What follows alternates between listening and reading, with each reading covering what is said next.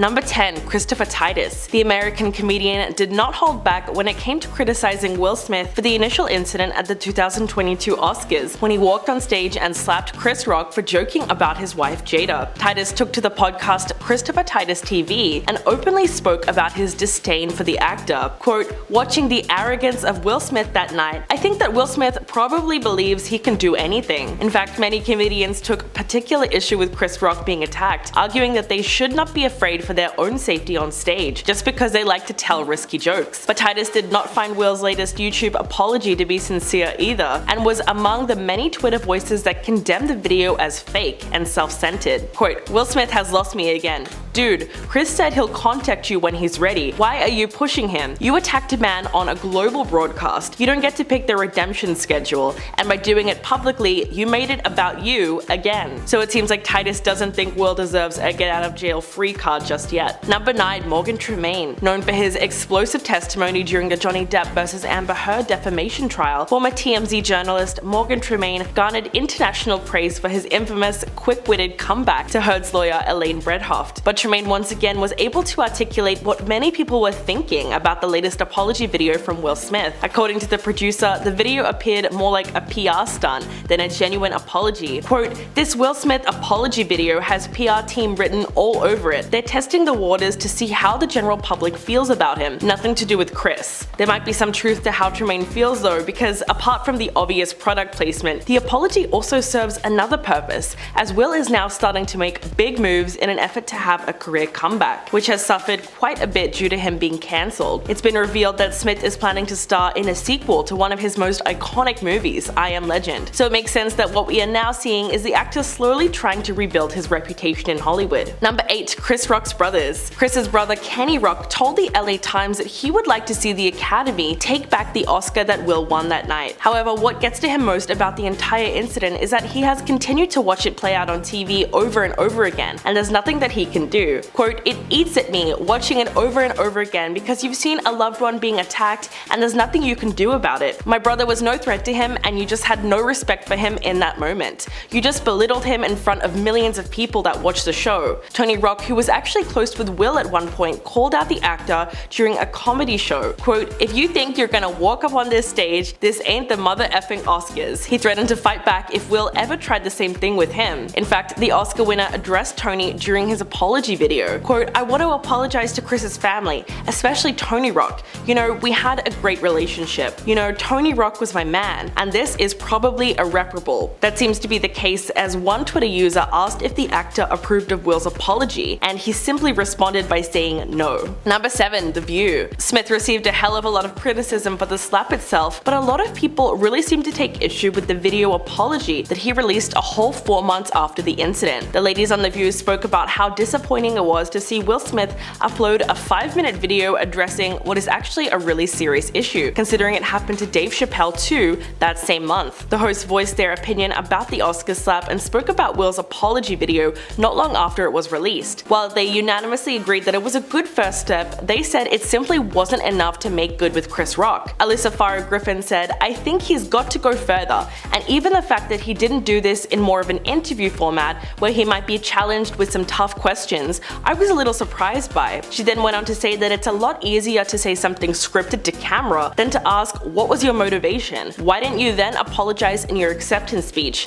Alyssa feels Smith should have sat down with Oprah because then she would have challenged him. Joy Behar also agreed with her and thought he should have come on The View instead. But it's clear that they felt the video format of the apology made it much too easy for him to evade criticism. Number 6. Megyn Kelly. The veteran journalist believed that Smith made it all about himself at the Oscars when he walked on stage and slapped his longtime friend. Megyn Kelly was super critical of his actions that night and felt that the actor simply saw an opportunity to make himself appear as the tough guy standing up for his partner. She said that most guys would have handled it after the set and spoken to the comedian backstage. Then Kelly insisted that Smith used his 2 minutes on the world stage to defend his actions when he should have been apologizing immediately for how he acted. Quote, "It was a defense of him losing his temper. He should have got up there and he should have said, 'I'm very sorry for my bad behavior. I apologize to Chris, to the other nominees, and to the people whose attention I've wrongly dragged away from them on what would be their greatest night of their lives.'" Well, does she feel any differently now? Not really. In fact, she recently called out his newest post YouTube video on the Megyn Kelly show and reiterated her comments, this time suggesting that Smith is only sorry now because he has a new movie coming out, so he really needs that public forgiveness to ensure its success. Number 5. Bill Maher. The comedian and television host made it pretty clear that he despises Will Smith on several occasions, most notably on one episode of his talk show Real Time with Bill Maher,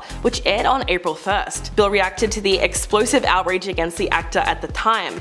Quote, "To Will Smith, stay strong and I got your back," before following it up with, "April Fools, you're a D." Maher went on to say that he couldn't feel sorry for Pinkett Smith because according to him, comparing a woman to Demi Moore looking her hottest is not exactly the worst insult he's ever heard. Then he made a pretty controversial comparison. Quote, "I mean, alopecia is not leukemia." And no, he has not changed his opinion since. In fact, in another episode, Bill did a revived edition of Explaining Jokes to Idiots where he made fun of cancel culture, the increased attacks against comedians, and called Will Smith humor impaired.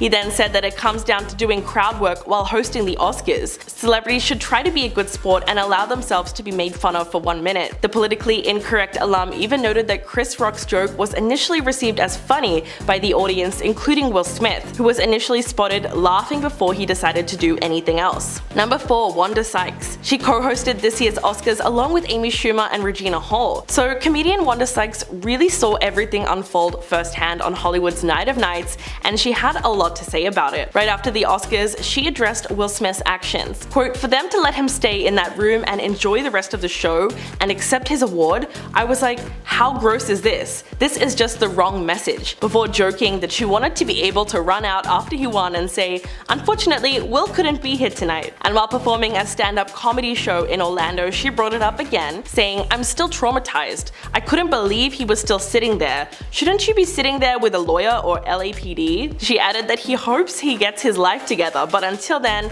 F him. Wanda clearly hasn't changed her opinion of Smith. In fact, while appearing as a guest on a recent episode of Live with Kelly and Ryan, they asked her if she'd be open to hosting the Oscars again. And she just said, "Oh, hell no." To be fair, she did happen to co-host the most dramatic Academy Awards ceremony in recent history, as she recalled the incident again. Quote, "So everybody's just gonna sit here? I was like, the show just kept going on, and I looked behind the curtain and he's still sitting here.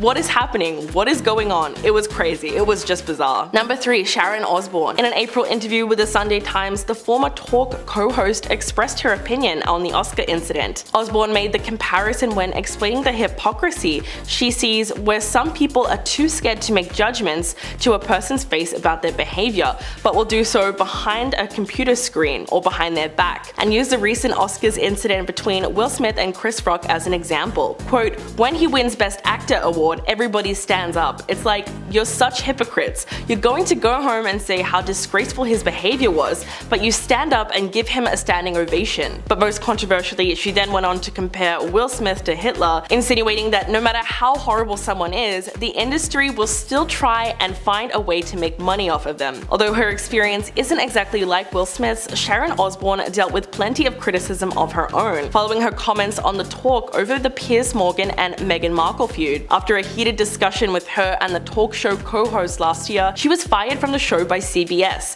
so she's no stranger to backlash herself, but clearly she didn't mind comparing Will Smith to possibly the worst person who ever existed. Number 2. Rosie O'Donnell. The comedian actually compared Will Smith to former President Trump, blasting the Oscar winner as a narcissistic madman who isn't being held accountable for slapping Chris Rock during the Oscars.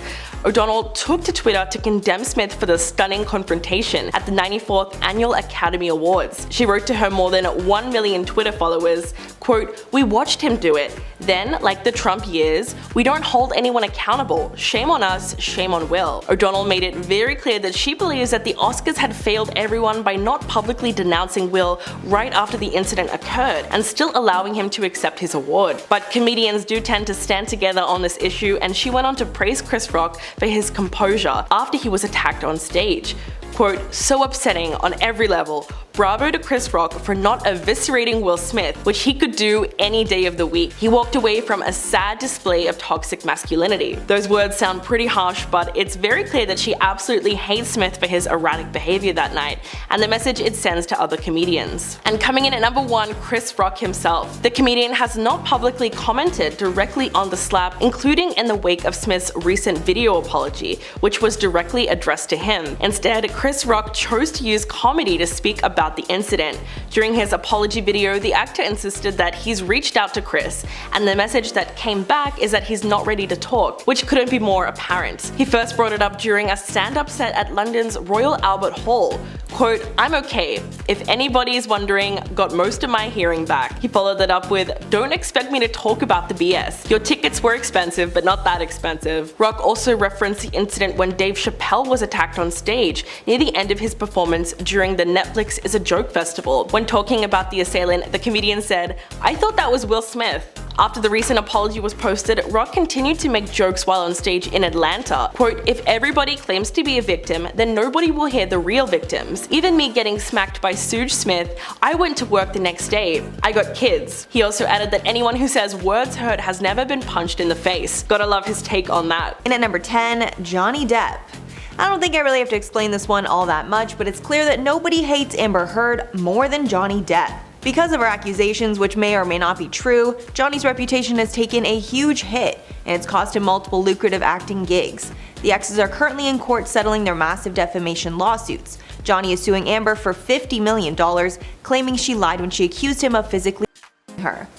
She's countersuing him for $100 million for defamation, claiming he coordinated a smear campaign against her. A key date in their trial is April 22nd of 2016. On this day, Amber threw a birthday party for herself at their penthouse. Johnny allegedly showed up late and then left, but Amber claims that before leaving, he threw a bottle at her. Then the next morning, Depp got a call from their housekeeper stating that there was poop on his side of the bed. Johnny immediately thought it was from Amber or one of her friends as a way to get back at him. So clearly there's a lot of tension there, and hopefully we get to the truth. In at number 9, Winona Ryder. When Amber Heard first came out against Depp, many of Depp's former girlfriends came to his defense against her, to support Depp's claims that he was never violent with her like she claimed. Winona and Johnny dated from 1989 to 1993, and the pair were very serious, so much so that everyone was convinced they would get married, although they never did. At the time of the allegation, Ryder made a statement saying in part, quote, "From my experience, which was so wildly different, I was absolutely shocked, confused, and upset when I heard the accusations against him. The idea that he is an incredibly violent person is the farthest thing from the Johnny that I knew and loved. I cannot wrap my head around these accusations." Ryder made a point to say her interactions with him may have been different than Heard's, but in her experience, these accusations are shocking. In at number 8, Javier Bardem. Actor Javier Bardem also spoke openly about Johnny Depp. In his statement, Bardem not only supported Depp, but took some clear digs at Amber Heard. He said, quote, "I love Johnny because he is a good human being, trapped in the lies and manipulations of toxic beings, and yet smiling and loving us all in spite of it. How? Through his music, through his acting, through his silence. This means a lot. Thank you, Johnny. Millions of others like me love you deeply." Bardem did not only want to share how loving and caring that Johnny Depp is as a person, he also wanted to add that Depp is trapped in the lies and manipulations of toxic beings. It doesn't take much to put 2 and 2 together. Clearly the toxic being he's referring to is none other than Amber Heard. In at number 7, Penelope Cruz. Another star who came to Depp's side as a character witness was Penelope Cruz. Cruz and Depp have never had a romantic relationship, but they have worked alongside each other so much that Cruz felt she had a good enough opinion of him to share. In her statement at the time, Cruz wrote, quote, "I've seen Johnny in so many situations and he's always kind to everyone around. He's one of the most generous people I know. During 6 months of my first pregnancy, I spent every single day with him while we shot Pirates of the Caribbean. My husband and I will never forget the sweetness, protection, and kindness that he treated me with every single step of that process." And at number 6, Vanessa Paradis. Johnny's ex-wife, Vanessa Paradis, who he has a good relationship with, also came forward to defend him. Depp and the French star met on the set of Roman Polanski's film The Ninth Gate, and were together for around 14 years from 1998 to 2012. During their time together, the couple had 2 children, but never decided to get married. During the allegations, Paradis said, quote, "Through all these years, I've known Johnny to be a kind, attentive, generous, and non-violent person and father. I'm aware of the allegations which Amber Heard has publicly accused Johnny of for more than 4 years now. This is nothing like the true Johnny that I have known, and from my personal experience of many years, I can say he was never violent to me. Halfway number 5, Sia. Sia is another star who publicly came out in support of Depp and against Amber Heard. Sia does not seem to have any close connection to either star. However, based on what she's seen, she believes that Johnny is innocent. Sia posted to Twitter in October of 2020, saying, quote, "Just showing my public support for Johnny Depp. I mean, I'd love him to get clean and stop with the jewelry, but he is clearly the victim after hearing those tapes." Sia also called out Elon Musk, who was in a relationship with Heard at the time. Sia accused Musk of giving Heard the $7 million that she donated after winning her divorce lawsuit.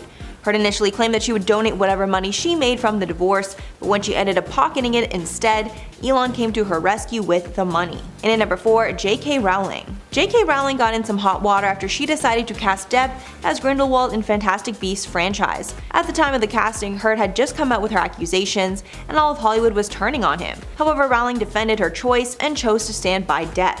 She said in a statement, quote, "For me personally, the inability to speak openly to fans about this issue has been difficult.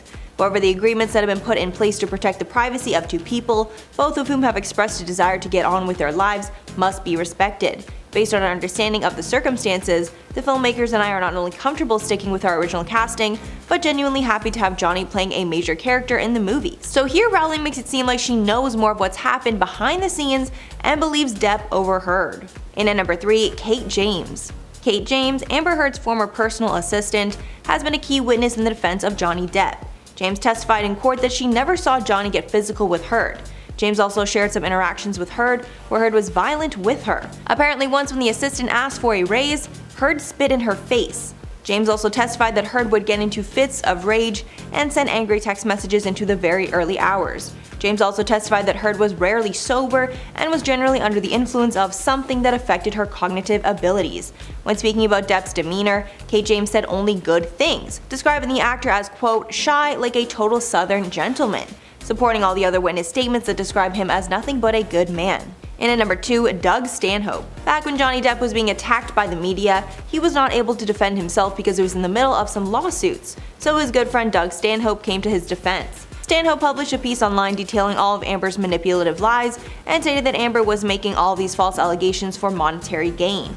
He said in the essay that he knew that Amber planned to, quote, "blackmail his friend," adding, quote, "We watched her manipulate and mess with him for years. We didn't say a word. To each other, yes, but never to him."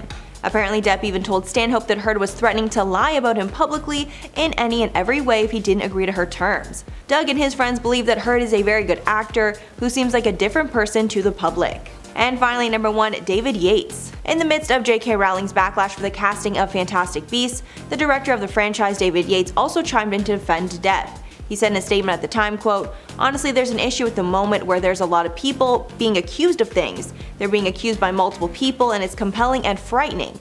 With Johnny, it seems to me that there was one person who took a pop at him and claimed something. I can only ever tell you about the man I see every day. He's full of decency and kindness, and that's all I see. Whatever accusation was out there doesn't tally with the kind of human being that I've been working with."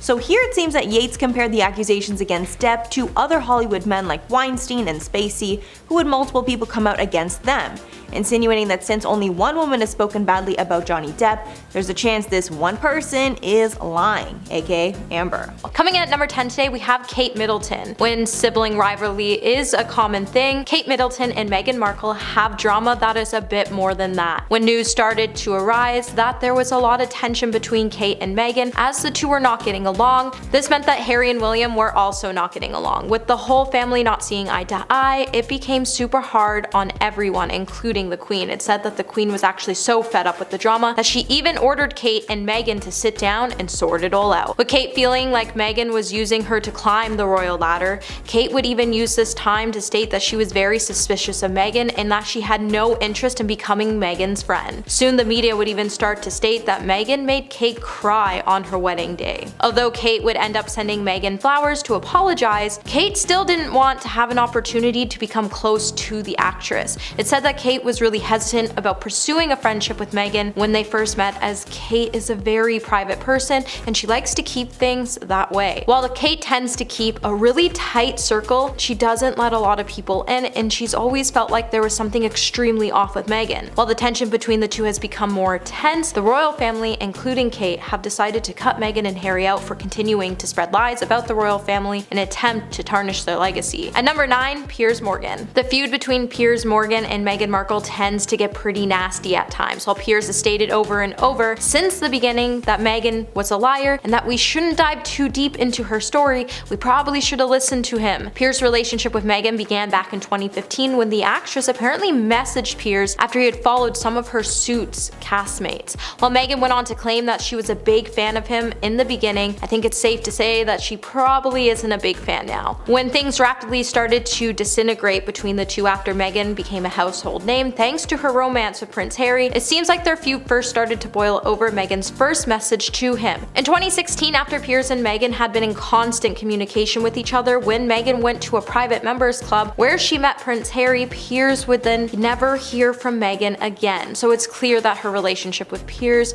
was only for clickbait so she could get some views. However, when Harry came around, she realized that she could get everything she wanted or Piers could give it to her, and essentially she left Piers behind. As soon as it was announced that Meghan was dating Harry, that's when his first dig towards Meghan came public, and since he's continued to mock her and call her out on her behavior. Now, we have seen dozens of people get ghosted by Meghan when she sees that their relationship isn't getting her anywhere in the spotlight, as we've seen her do it to her friends, her ex-husband, and almost all of her family. Hey Peaches, are you liking this video so far? If so, don't forget to give it a thumbs up and subscribe to the channel. Coming in at number 8, we have Wendy Williams. It's no lie that Wendy Williams loves talking about celebrity gossips. While hosting the Wendy Williams show back in 2021, she didn't shy away from her true thoughts about Meghan Markle when Meghan and Harry made the decision to leave the royal family. Now, after Wendy watched the groundbreaking interview Meghan and Harry had with Oprah, she would cast her own doubts about Meghan and claim that her friends actually tried to warn Meghan not to marry Prince Harry because the media probably wouldn't be too kind to her, as they're not really kind to any of the royal family. With Wendy claiming that Meghan weaseled her way into the kingdom before leaving the United Kingdom for Los Angeles, with Wendy claiming that Meghan was lying about her story,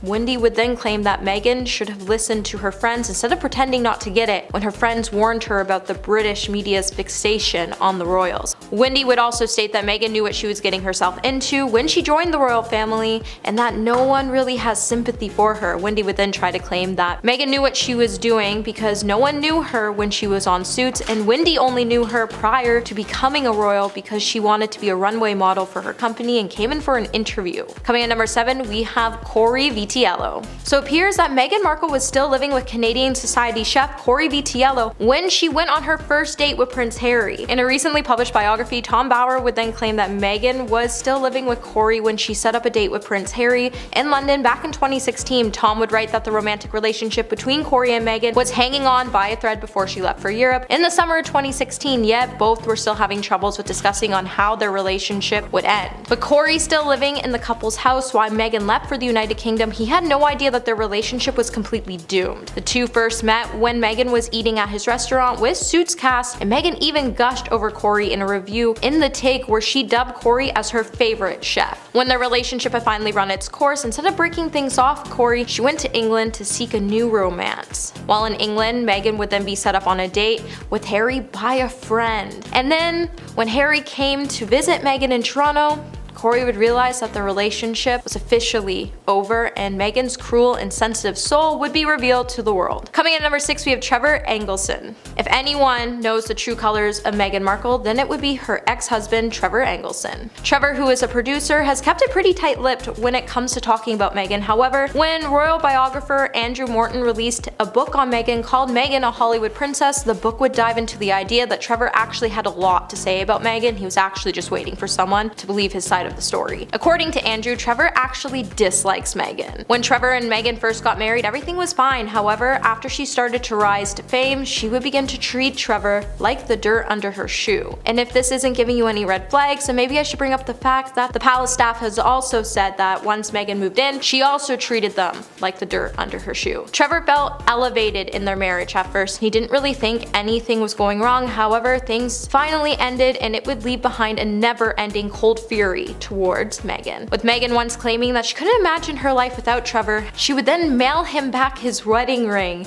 instead of breaking things off in person, and she would then come to the house to collect her blender. And it said that Meghan initially just called things off because he refused to cast her in any of his shows. Number 5. Erin Foster. Erin Foster finds Meghan Markle a spoiled brat who has it all. Now, Erin is a comedian, performer, and writer who is known for her history of putting several celebrities on blast, including Meghan. In the months of November 2017, Erin would come for Meghan when she posted a photo of Meghan from her days on the game show Deal or No Deal. And she captioned the photo as "Never Forget." Later on, she would then post another picture of Meghan where it would show Meghan with a briefcase from the same show. Erin would then proceed to caption the photo with an even more rude caption that read, "This briefcase is filled with my plans to become famous." It's no secret that Erin considers Meghan to be nothing more than a fame-hungry social climber, and with everything that's been going on lately, it proves that Meghan is definitely someone who played her cards right to get everything she ever wanted. And now that she has it,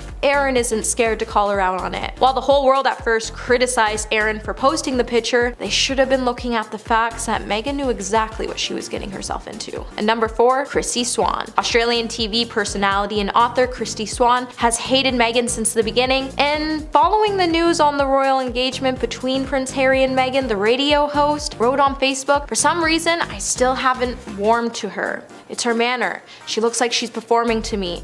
It looks like she's portraying a concocted humility of acting." While Meghan is indeed a brilliant actress, it's not hard to see why Chrissy believes that she is acting to show the world that she is head over heels for Harry. Since the beginning, Chrissy has always been keen on critiquing Meghan Markle. She even first opened up about her judgment on her personal Facebook page, which would state that Chrissy would never warm up to Meghan, as she was under the impression that since the beginning, Meghan has always been acting. And since Meghan has continued to play the same narrative that the royals hated her, and we probably should take this as a hint that there might be some truth behind what Chrissy has been saying. However, instead, Chrissy's Facebook page has turned into an open field of judgment, as hundreds of fans have expressed their agreement or disagreement with Chrissy. So do you think Chrissy is right and Meghan is just acting? And let us know in the comments below. And number 3, Samantha Grant. Meghan Markle's estranged sister, Samantha Grant, would expose her relationship with her sister in a tell-all book. Samantha would highlight that Meghan isn't as innocent as she seems, even though they grew up in different lives sharing the same father. Samantha doesn't have any sort of relationship with Meghan whatsoever. When the rumors began to swirl about Prince Harry's engagement to Meghan, Samantha stated that she felt like Meghan was taking advantage of her current situation to become a household name. Samantha would even state that Meghan has a history of lying and manipulating certain settings in her sites for no reason. While Samantha isn't exactly a celebrity, she's still worth mentioning because who knows you better than your own siblings. Also, she's had some pretty good opinions on Meghan that we should have listened to before we all took Meghan's side in the beginning. Samantha has labeled her sister as a social climber and has claimed that when she needed her sister at the most, she was never there for her. Later, Samantha would even publicly bash Meghan again when she claimed that she wasn't even invited to her wedding. Given that the two sisters did end up growing up in different households, and the fact that they did live different lives for most of their lives, while the world bashed Samantha for just looking for attention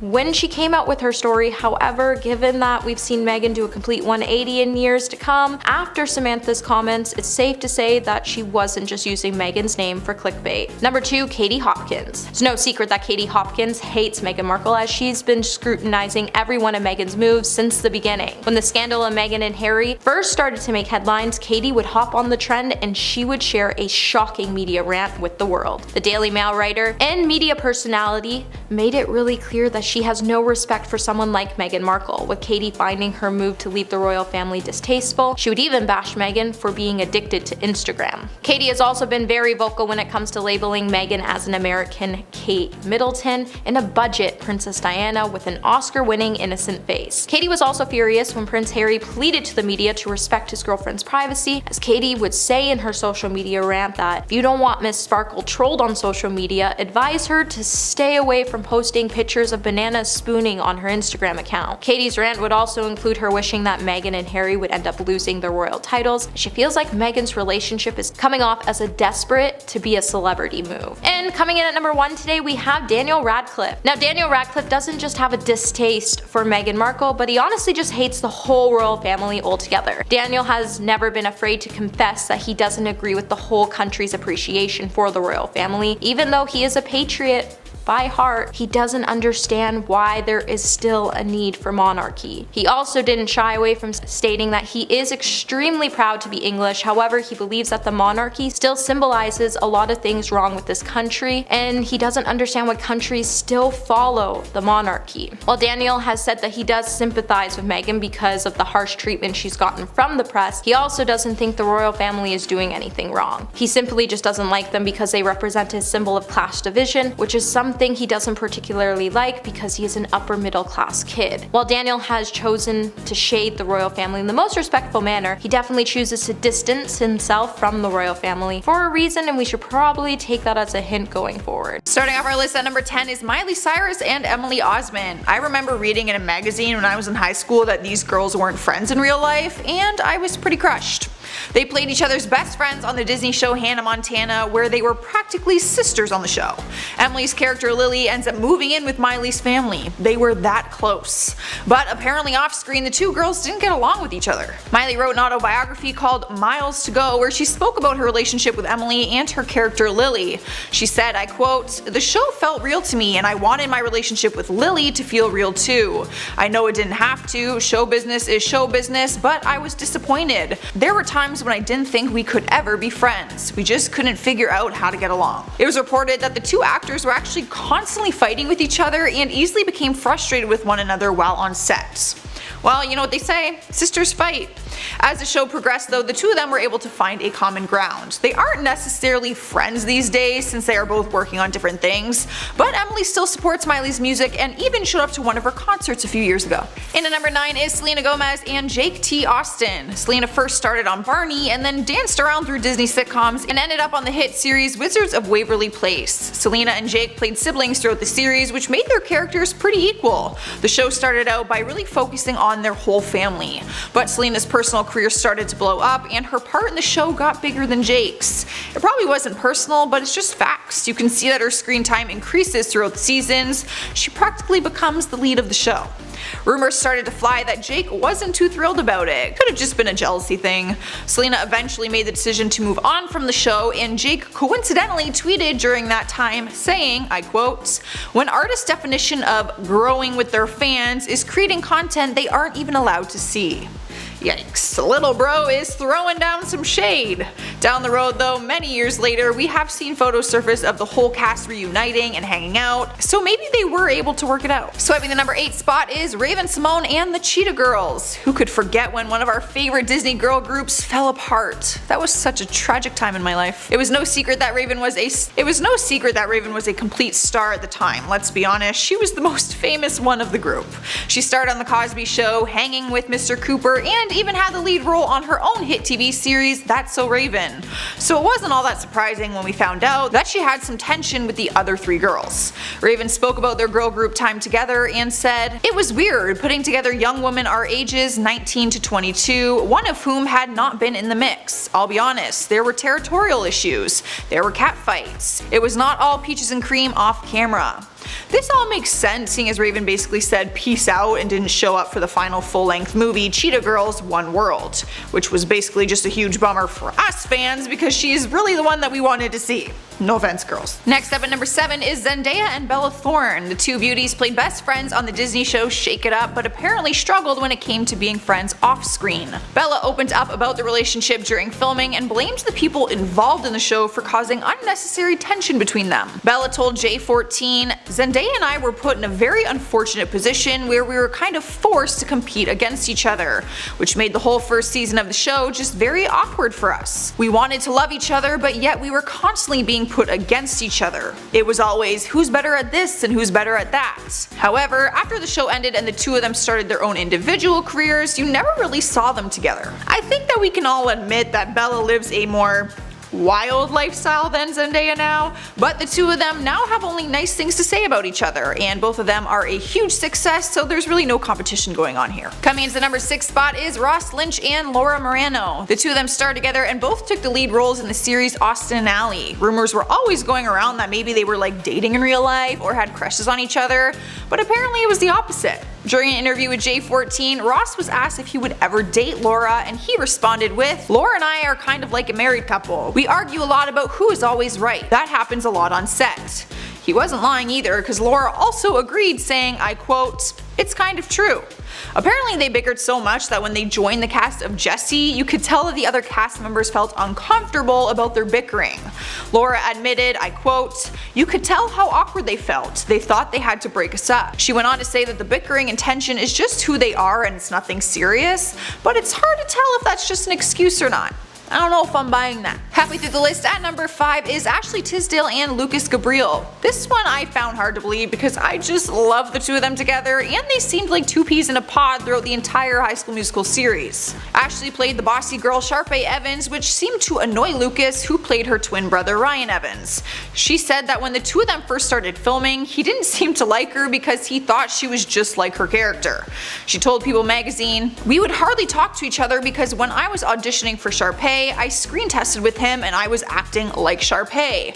I think he was like, who is this girl telling me what to do?" Good news is they were able to get to know each other and ended up becoming good friends. Fans, me, went insane back in 2017 when the two of them reunited on Ashley's YouTube for a duet of their High School Musical song, What I've Been Looking For. Seriously, I almost cried. The two of them joked about how they once actually hated each other. Ashley said, I quote, "We were not close, we were not good friends, we hated each other." And that's when Lucas chimed in right after saying, "Didn't get off on the best foot."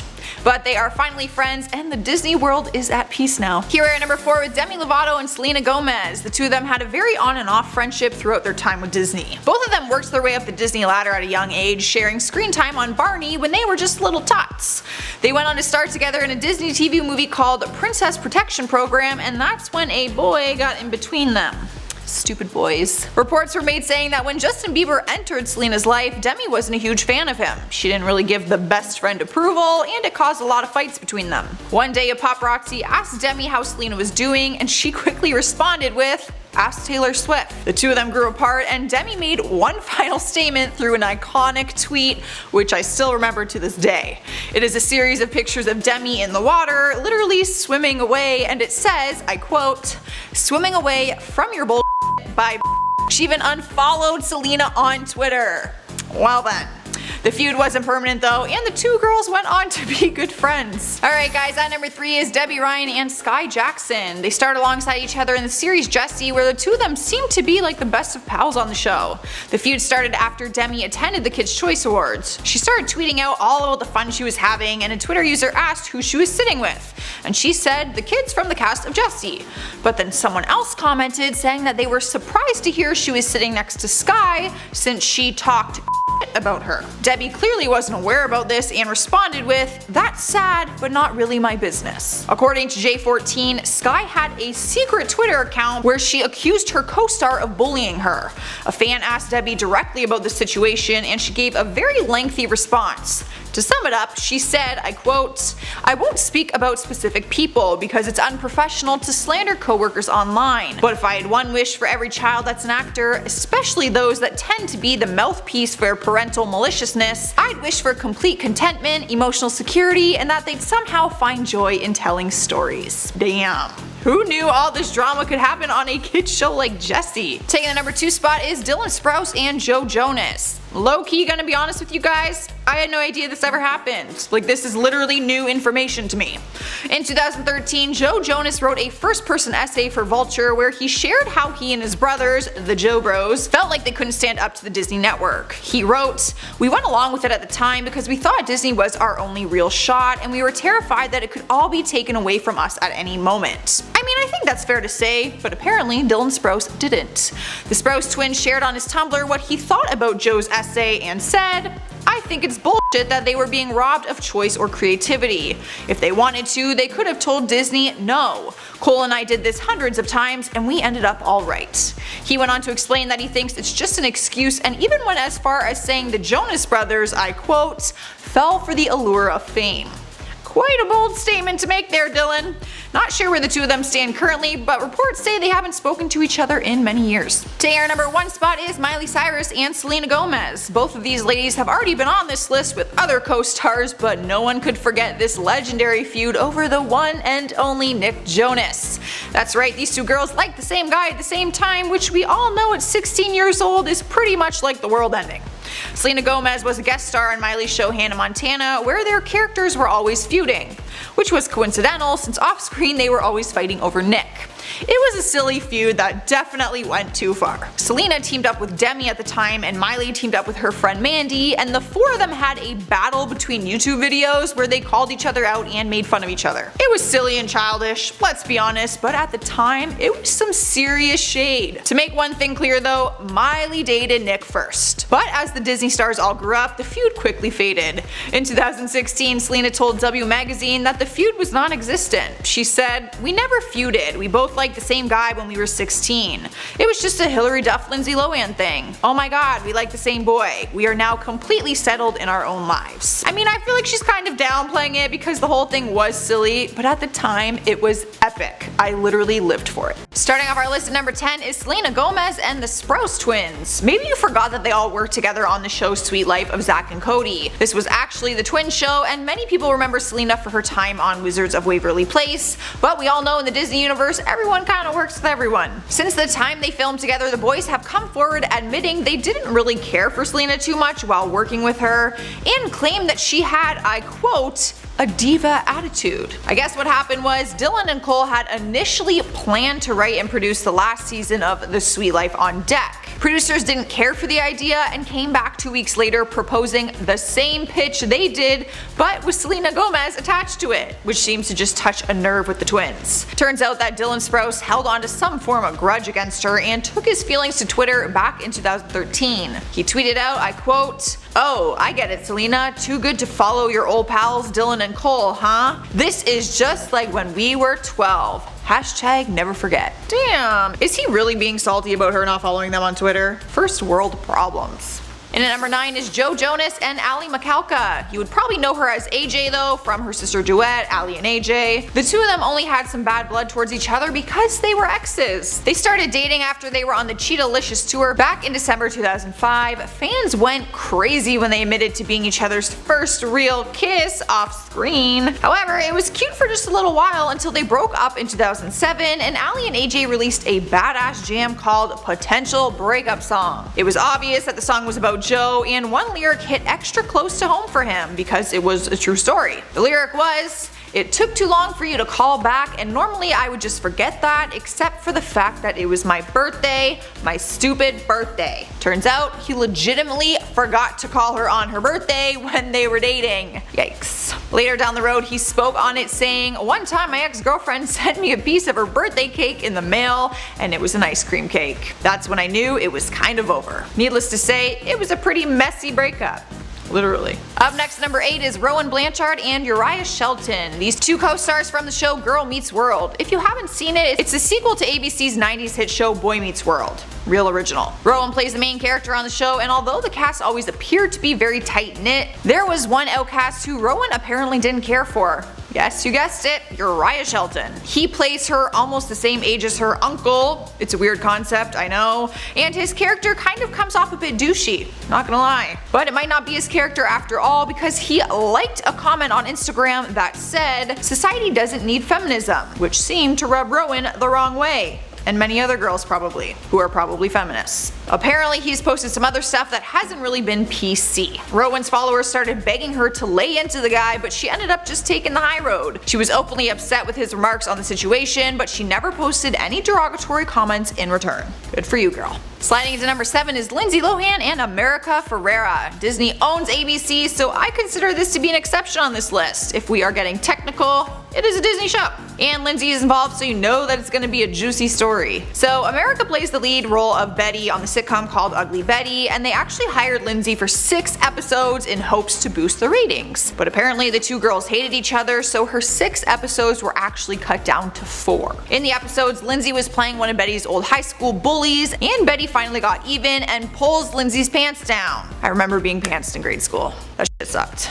However, Lindsay didn't read the script beforehand apparently and didn't realize she was going to be pantsed. She was so embarrassed that she started crying, but that was only because she didn't have any underwear on, because she clearly was not prepared for the scene. This caused a whole bunch of tension between the two girls, and apparently ABC and Betty had other issues with Lindsay on set. They said that she was always smoking in her dressing room and showing up late. It was reported that ABC had to repaint her dressing room when she left because of how much she smoked. It like basically cooked into the walls. She left the show earlier than her original booking, and she was never brought back again. And now at number 6 is Miley Cyrus and Nick Jonas, another bad breakup to add to the list. On our part 1 list, I told you guys all about the beef between Selena and Miley because they both had their hearts set on Nick, but Miley ended up winning his heart over first and the two of them dated. The Joe Bros admitted that Miley was Nick's first kiss and first real girlfriend. He was pretty much head over heels for her, but things went sour and they ended up breaking up back in 2008. That is when Miley pulled a Taylor Swift and wrote a song about her ex-boyfriend called 7 Things. Side note, this song is still my jam. I listen to it all the time.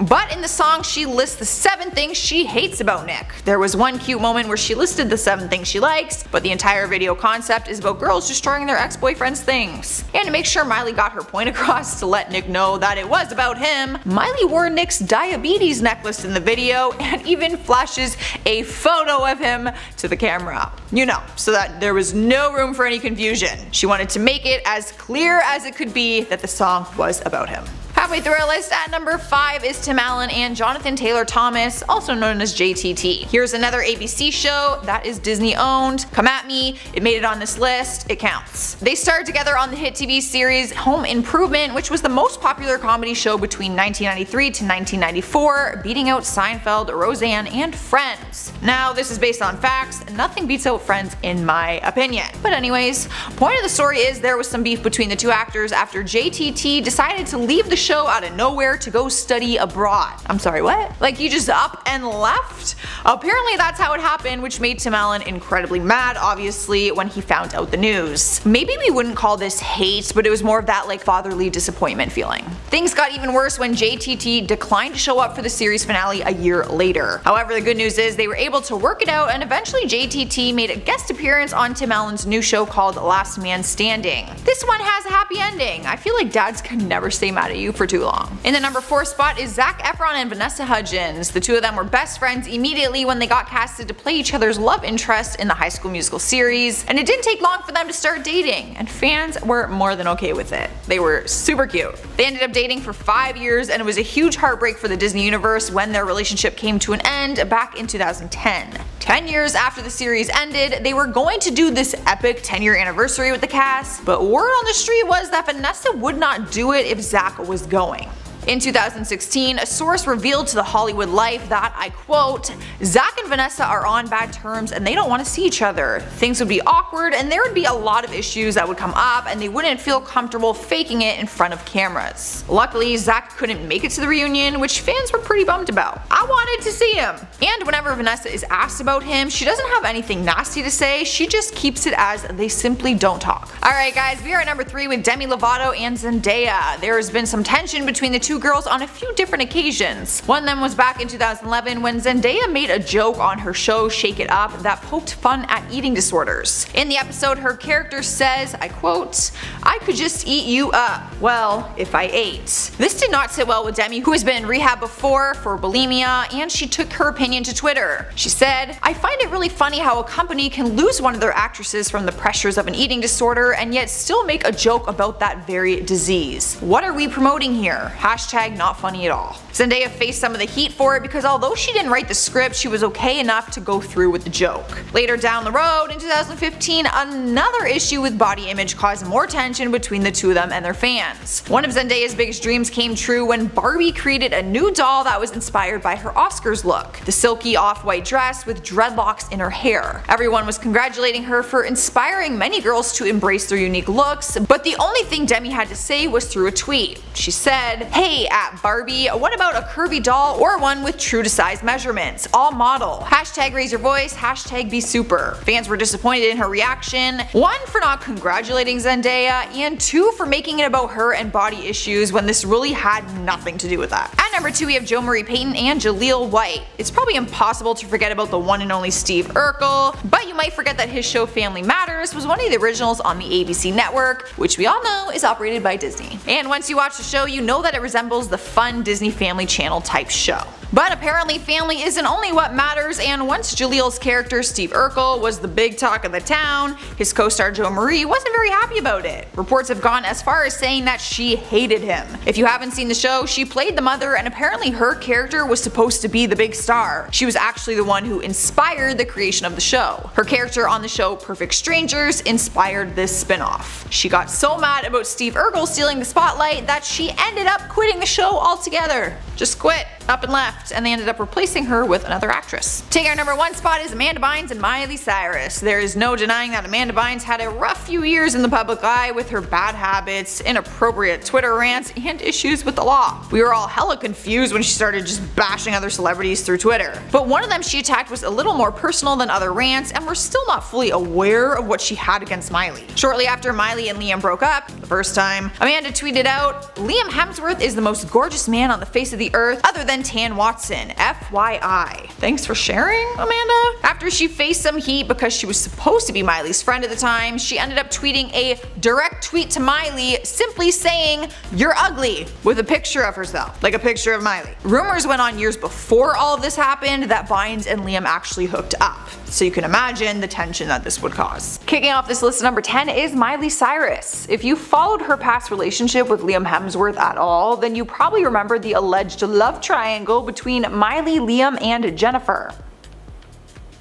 That's not a triangle, that's a diamond. Rumors spread like wildfire when the Hunger Games first came out, with people suggesting that Jen and Liam had something between them off the big screen. For years, no one really knew if it was true or not, but then Jen confirmed it for fans in December of 2015. She went on Watch What Happens Live with Andy Cohen and admitted to making out with Liam off set. Andy asked her if they have ever kissed when the cameras weren't rolling, and Jennifer's response was, "Liam and I grew up together. Liam's real hot. What would you have done?" "Yeah, I have." Reports say this is actually why Miley and Liam got back together after their first initial split, because Miley got jealous and thought she might lose him to Jen. Now, how much of this is true we won't really know, but Jen confirmed that she and Liam had a little something, and that is something I've always wondered personally. So glad it was confirmed. Up next, number 9 is Jared Leto. She had some sort of weird tension with the actor back in 2014, and it all came out at the Oscar Awards. She took the stage to present the award for Best Actor and called out someone in the audience by asking, "What, is this funny?" Turns out the mystery audience member was Jared Leto. He explained what happened later on and said that Ellen DeGeneres was on the sidelines making jokes that had him, his mom, and his brother all cracking up and laughing. When asked about if he felt bad interrupting Jennifer unintentionally, he made sarcastic comments like, "I guess we don't have any manners." To top it all off, he was then asked about Jen's famous fall when she tumbled up the stage stage to accept her award at the Oscars, and Jared responded by saying, "You know, I'm starting to wonder if this is a bit of an act." We're not sure what the tension is between them,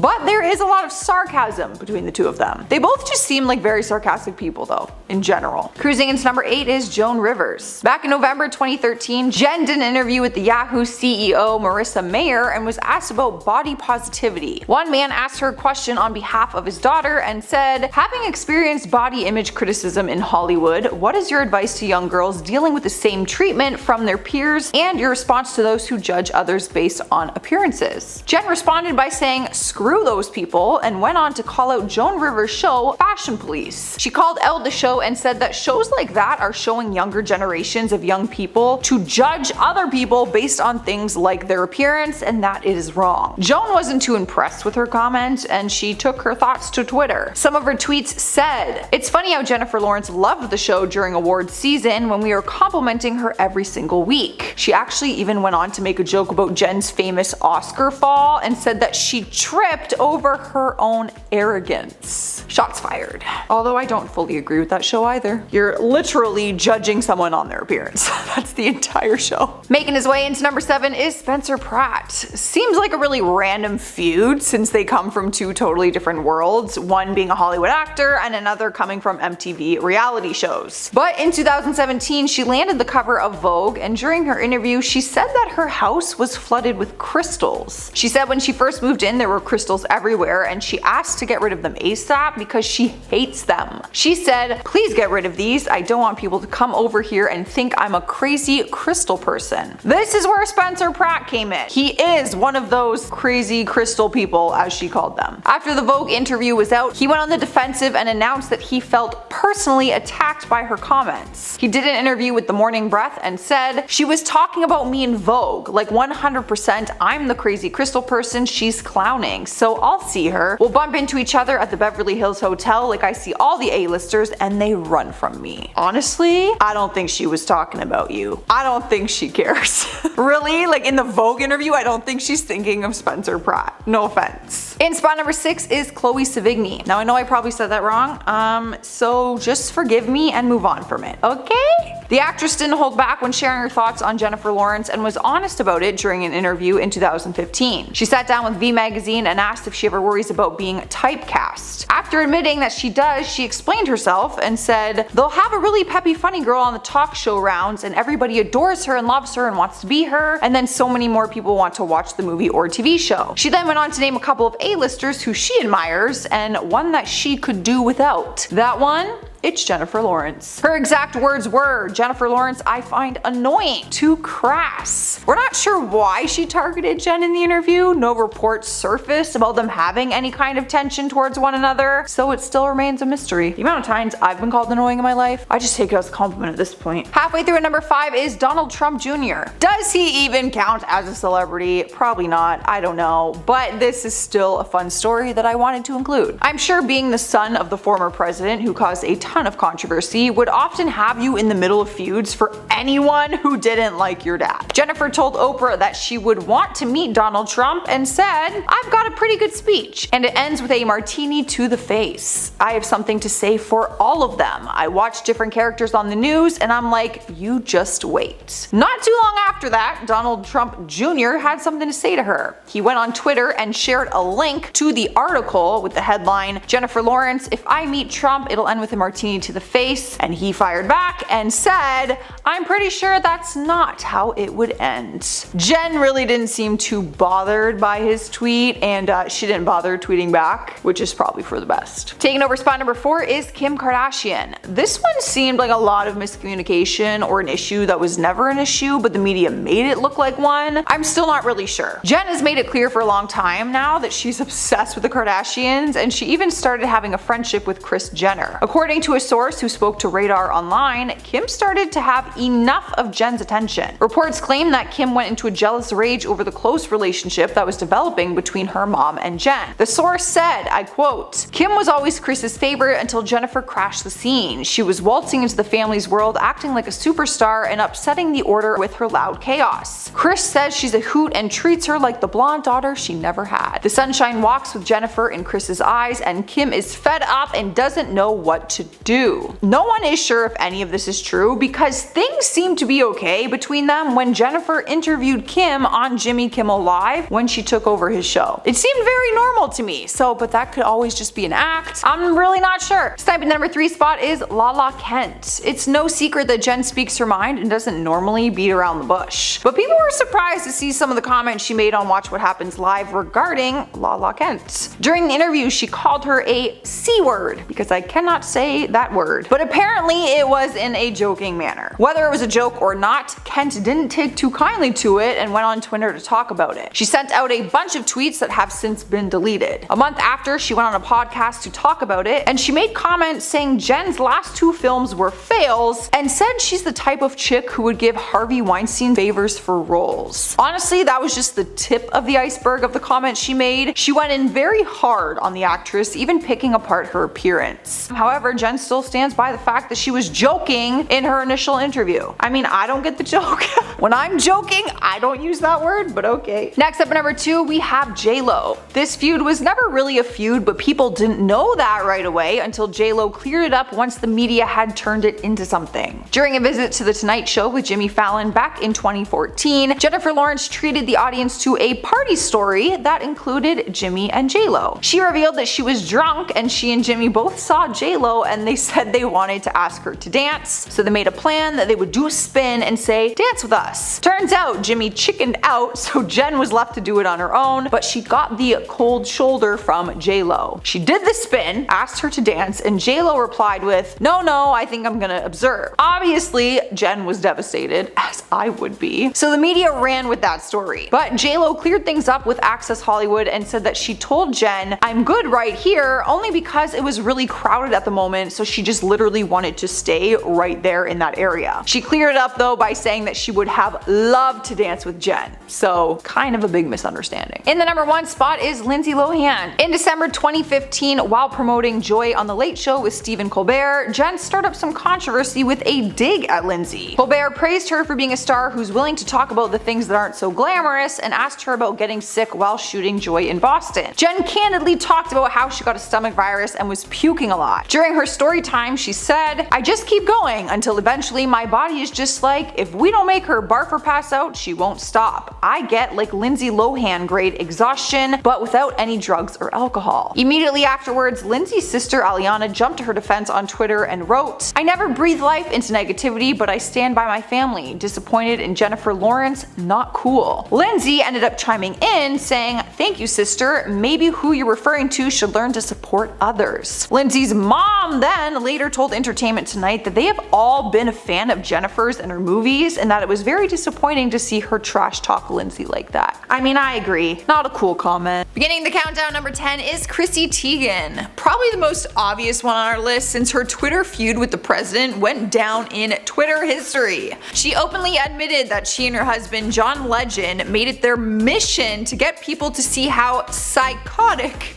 Donald Trump is. Over time, she has tweeted out a handful of tweets against him, calling him a twat and a monumental asshole. The president fired back at one point, calling John Legend a boring musician, and said his wife Chrissy is filthy-mouthed. It didn't seem like those words hurt them by any means, but Chrissy stood firm on getting her point across. In one tweet she said, "I will never stop talking about how horrible Donald Trump is. Even after he loses, I will set an alert to my phone to remind me not to stop." So she's on a mission, to say the least, but he didn't lose. Sorry. Up next, number 9 is Chris Evans. The actor wasn't happy about Donald getting elected to be president, and when that moment happened, he had something to say about it. He tweeted out, "This is an embarrassing night for America. We've let a hate monger lead our great nation. We've let a bully set our course. I'm devastated." And then, just a few weeks later, he tweeted a response to the third political debate and said, "Donald displayed everything I expect out of a 5th grader." They didn't really have any beef with each other prior to the election. He was just really against the idea of letting a guy like him run for president, let alone get elected. Cruising into number 8 is Taylor Swift. She's also had a very long feud with the president, and we actually got a behind the scenes look at it in her Netflix documentary, Miss Americana. In her documentary, she explained that because of her position and platform, she's always been encouraged to keep her mouth shut when it comes to her political views. But she finally felt that it was time to speak up, and even after her whole team argues against it in this documentary, she sent out a tweet voicing her opinion. And since that moment on, she's been very open about her views, with the plan to get him voted out this November. She lashed out on the president this past May in 2020 and said, "After stoking the fires of white supremacy and racism your entire presidency, you have the nerve to feign moral superiority before threatening violence. We will vote you out in November." Within hours, the tweet actually had millions of likes, and it's made it her most liked post on Twitter in her entire career. Coming into number 7 is Robert De Niro. There was a video released through anonymous content where the actor went off about Donald Trump and did not hold back in the slightest. In the video, he said, "He's so blatantly stupid. He's a punk, he's a dog, he's a pig, he's a con, a bull artist, a mutt who doesn't know what he's talking about, doesn't do his homework, doesn't care, thinks he's gaming society, doesn't pay taxes, he's an idiot." That is a lot. That's like 1,800 sentences in one. He even went on to say that he would like to punch him in the face. The biggest issue he has with him is that he just doesn't take him seriously as a president. He called him a fool and a bozo, and basically just said he doesn't know what he's doing. Obviously, I don't think any of us really expected him, like in the entire world, for him to become president out of all people. I honestly thought Kanye West would run for president before he did. Sliding into the number 6 spot is Amy Schumer. The comedian is known for having very controversial content in her stand-up comedy shows, and one of the topics was President Trump. She went in hard on him, and some of her comments actually caused over 200 people to walk out of her show. In her performance, she called him, I quote, "an orange sexual assaulting fake college starting monster." Some people were actually infuriated with her comments and thought that they went too far, so they walked out in the middle of her show. After that, she realized that she may have to tone down those kinds of comments in future shows. In a show after that one, she talked about Trump winning the election and simply said that she's going to have to learn how to speak Spanish because she is moving to Spain. Halfway through number 5 is Sophia Bush. Since Trump's election, she has been one of the most vocal celebrities holding him accountable for his actions and sharing information to help others stay informed and active with making a change. One of her most iconic posts came after he made comments about women, telling one of them to dress like a woman. She posted a side-by-side collage of her in a dress and then her dressed up in combat gear and wrote a long caption about her opinion. Her caption wrote, "You know what both of these ensembles have in common, Mr. President? The woman wearing them. How about you try to not run the country into the ground instead of trying to dictate what the women in the White House wear to work?" People completely had her back with this post, and she wasn't the only female who has been bothered by these comments, like in the first place. I'm sure no women appreciated that comment. We've made it to number 4, and we have Matt Damon. He's not the type of person you would probably expect to see on one of our lists. He's always remained out of the Hollywood drama, but when it came to the new president, he had things to say. He wasn't as harsh as some of the other people on our list, but he still was not a fan of the idea of having Trump as the new president. The actor said, "Trump makes me nervous. There's no way we can let this guy be the president. To let that dude have the nuclear football, are you kidding me? That's dangerous. He's impulsive and rash and doesn't seem to think deeply about too many things." Now honestly, this was one of the nicer comments that he made about him. In other interviews, he started to call him dehumanizing and disgusting. So he's not a fan, to say the least, and he probably did not get Matt Damon's vote. In the 3rd spot on our list is Ellen DeGeneres. She's made her opinions very clear on her show to a point where she refuses to have him on her show. Ellen had Megyn Kelly on her show for an interview and asked her if she would ever have the president on her talk show, to which she said yes, because she said she would never turn down an interview with the President of the United States. But then she returned the question to Ellen, who said that she would not have Donald Trump on her show. She said, "For me to have someone on the show, I have to at least admire them in some way. And I can't have someone that I feel is not only dangerous for this country and for me personally as a gay woman, but to the world. He's dividing all of us. I just don't want him on the show." This is all just assuming that he would even go on her show, which I don't think he even would. Like, I don't think he cares. She did have Barack Obama on her show though. Taking over number 2 is Cher. This one doesn't surprise me at all because she's always been a badass who speaks her mind when she feels like it. She was in vote for Hillary Clinton during the campaign, so Trump was obviously the arch-enemy. She's made a variety of wild comments about him, saying she would rather chew glass than support him. During a speech she gave at a Hillary Clinton fundraiser, she said, "He's so Patty McCormack. A consummate liar, doesn't care who she hurts, insane, a sociopathic narcissist. I just wish he'd fall off the face of the earth." On top of that, she's made comments like saying we should throw Trump into a volcano, and also said that if he was going to be elected, she would move to Jupiter. So it looks like Cher now lives on Jupiter. Earning the number 1 spot is Billie Eilish. Definitely the youngest person on our list who's been so vocal about her hatred towards him. The 18-year-old singer recently released her newest song called My Future and performed it at the Democratic National Convention, where she started by saying, "You don't need me to tell you things are a mess. Donald Trump is destroying our country and everything we care about. We need leaders who will solve problems like climate change and COVID, not deny them. Leaders who will fight against systemic racism and inequality." She posted a video message to her Instagram page where she encouraged people to go out and vote, and not only get him out of the way, but to vote against him and vote for Joe Biden. Pretty impressive, I'm not gonna lie, for an 18-year-old to step up and use her platform to try and make a change that she feels is needed.